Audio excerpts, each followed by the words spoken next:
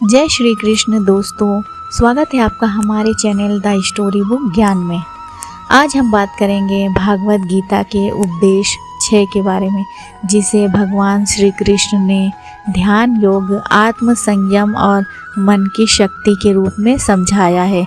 अगर आपका मन भटकता है, अगर आपका दिल बेचैन रहता है, अगर आप लक्ष्य बनाते हैं लेकिन पूरा नहीं कर पाते, अगर आप खुद को बार बार टूटता हुआ महसूस करते हैं, तो गीता का यह अध्याय आपके जीवन को बदल सकता है।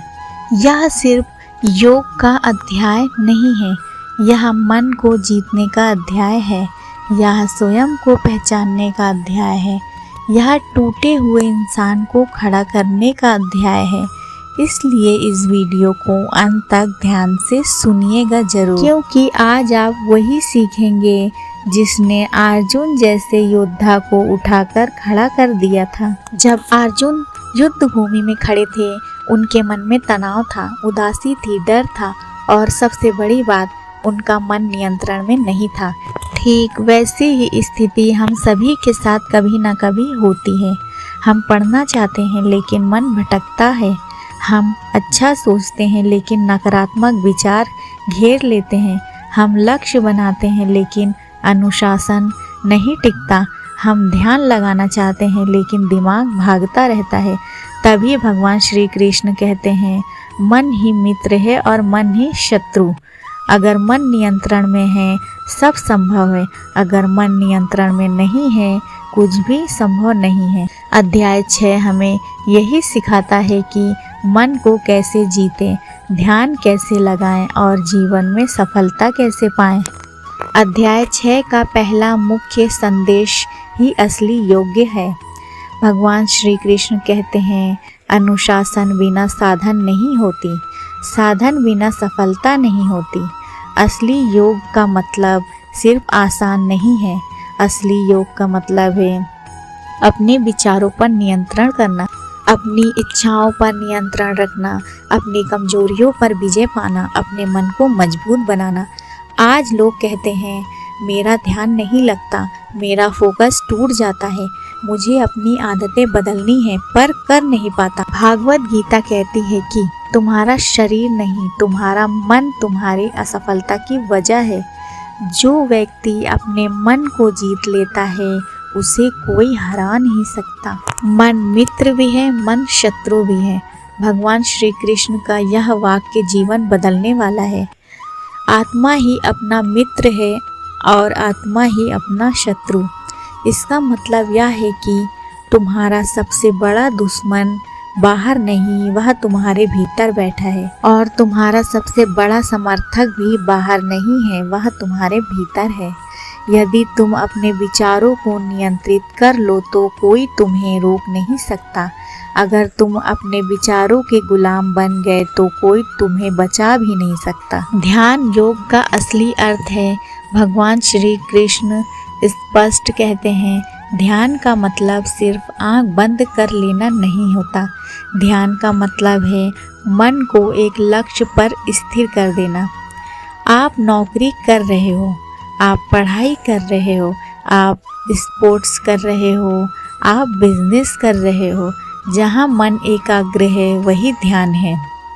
ध्यान योग के 3 मुख्य स्तंभ हैं। पहला, स्थिरता, मन और शरीर दोनों को स्थिर करना। दूसरा है सरलता, जिंदगी की जटिलताओं को कम करना, अनावश्यक लोगों, विचारों और चिंताओं से दूरी बनाना। तीसरा है समर्पण, जो भी करो पूरी निष्ठा और ईमानदारी से करो। भगवान श्री कृष्ण कहते हैं, जो व्यक्ति मन को एक बिंदु पर स्थिर कर ले, वह असंभव को भी संभव बना देता है। मन को शांत करने की गीता की 4 विधियाँ। अध्याय 6 में भगवान श्री कृष्ण बताते हैं कि मन कैसे शांत होता है। पहला, अभ्यास से। प्रतिदिन थोड़ा सा अभ्यास करें, 5 मिनट भी करेंगे असर होगा, रोज करेंगे चमत्कार होगा। दूसरा, वैराग, जिस चीज़ से मन भटकता है उससे थोड़ा सा दूर रहना सही है। जैसे सोशल मीडिया, नकारात्मक लोग, बेकार सी बातें, गुस्सा, ईर्ष्या, डर, इनसे दूरी ही असली शांति है। तीसरा है संतुलन। ना ज़्यादा खाना है, ना ज़्यादा सोना है, ना ज़्यादा बोलना है, ना ज़्यादा काम करना है, ना ज़्यादा आराम करना है। संतुलन बना के रखना है। संतुलन से ही जीवन सफल होता है। चौथा है स्वच्छ विचार। जिसका मन साफ है उसका जीवन भी साफ है। योगी कौन होता है? भगवान श्री कृष्ण कहते हैं, सच्चा योगी वही होता है जो अपने मन और इंद्रियों पर नियंत्रण रखता है। योगी का मतलब यह नहीं है कि जंगल में चले जाएं, पहाड़ों पर बैठ जाएं, दुनिया छोड़ दें। योगी का मतलब यह है कि जो क्रोध को जीत ले, जो इच्छाओं को नियंत्रित कर ले, जो मन को साध ले, जो हर परिस्थिति में शांति बनाए रखें। आज अगर आप चिड़चिड़ापन कम कर दे, गुस्सा कम कर दे, नकारात्मकता कम कर दे, तो आप भी योगी हैं। मान लीजिए एक युवक है अर्जुन की तरह।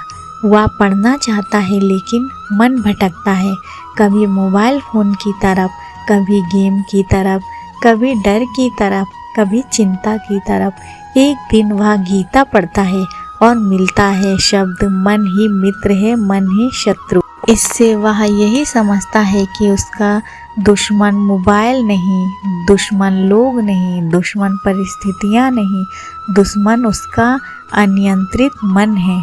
वह अभ्यास करना शुरू करता है। 5 मिनट रोज़ ध्यान करता है, 10 मिनट पढ़ाई बिना रुकावट के, थोड़ा अनुशासन अपने जीवन में लाता है और कुछ ही हफ्तों में उसका जीवन बदलने लगता है। ऐसे ही आप भी अपना जीवन बदल सकते हैं। दोस्तों, अगर आपको हमारा वीडियो पसंद आया हो तो वीडियो को लाइक करें, शेयर करें और चैनल को सब्सक्राइब करना ना भूलें। मिलते हैं अगले वीडियो में, तब तक के लिए धन्यवाद। और कमेंट में जय श्री कृष्णा लिखना मत भूलिए।